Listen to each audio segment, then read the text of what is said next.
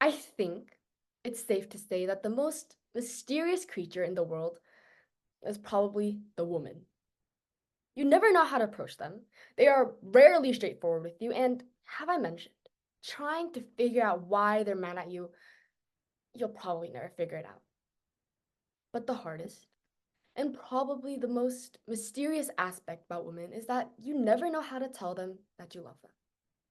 Do I give them flowers? Do I write a note? Does that even suffice? How about I tell them they're pretty, they're gorgeous, that they have a beautiful smile? And of course, while this is something that everyone wonders, this poem tells you that love is not something you force out of you. You don't have to think about it. Love is something that just comes naturally. So, here's to A Love Poem for Lonely Prime Numbers by Harry Baker. 59 wakes up on the wrong side of the bed, realizes all his hair is on one side of his head, and takes just under a minute to work out that it's because of the way that he slept. He finds some clothes and he gets dressed, and he can't help but look in the mirror and be subtly impressed. How he looks rough around the edges and yet casually messed.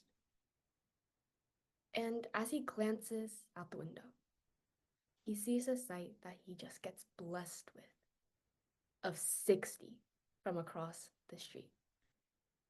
And 60 was beautiful, with perfectly trimmed cuticles, dressed in something suitable, never rude or crude at all. Unimprovable, right on time as usual, more on cue than a snooker ball, but liked to play it super cool. 59 wanted to tell her that he knew her favorite flower. He thought of her every second, every minute, every hour. But he knew it wouldn't work. He'd never get the girl. Because although she lived across the street, they came from different worlds. While 59 admired 60's perfectly round figure, 60 thought 59 was odd. One of his favorite films was 101 Dalmatians. She preferred the sequel. He romanticized the idea they were star-crossed lovers. They could overcome the odds and evens because they had each other. While she maintained the strict views imposed on her by her mother, that separate could not be equal. And though, at the time, he felt stupid and dumb for trying to love a girl controlled by her stupid mum, he should have been comforted by the simple sum. Take 59 away from 60 and you're left with the one.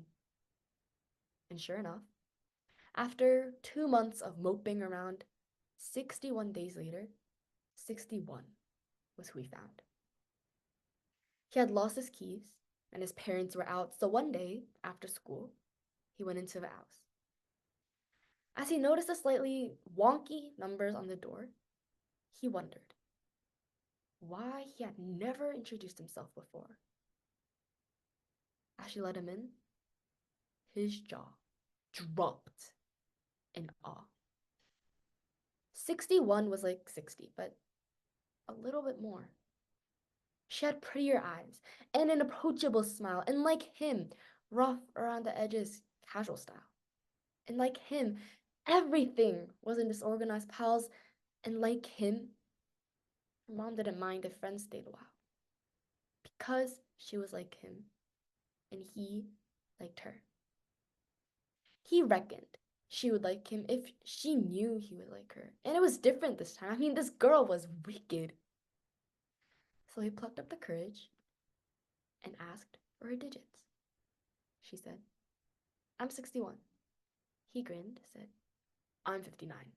Today I've had a really nice time, so tomorrow, if you wanted, you could come over to mine. She said, sure. See, she loved talking to someone just as quirky. She agreed to this unofficial first date. In the end, he was only ready 1 minute early, but it didn't matter because she arrived 1 minute late. And from that moment on, there was non-stop chatter. How they loved X Factor, how they had two factors, how that did not matter. Distinctiveness made them better. And by the end of the night, they knew they were meant together. And one day, she was talking about stuck up 60. She noticed that 59 looked a bit shifty. He blushed, told her of his crush. The best thing that never happened because it led to us.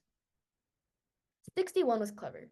See, not prone to jealousy, she looked him in the eyes and told him quite tenderly, "You're 59, I'm 61. Together, we combine to become twice what 60 could ever be." At this point, 59 had tears in his eyes, was so glad to have this one-of-a-kind girl in his life. He told her the very definition of being prime was that with only one and himself could his heart divide, and she was the one he wanted to give his heart to. She said she felt the same, and now she knew the films were half true. Because that wasn't real love. That love was just a sample. When it came to real love, they were a prime example.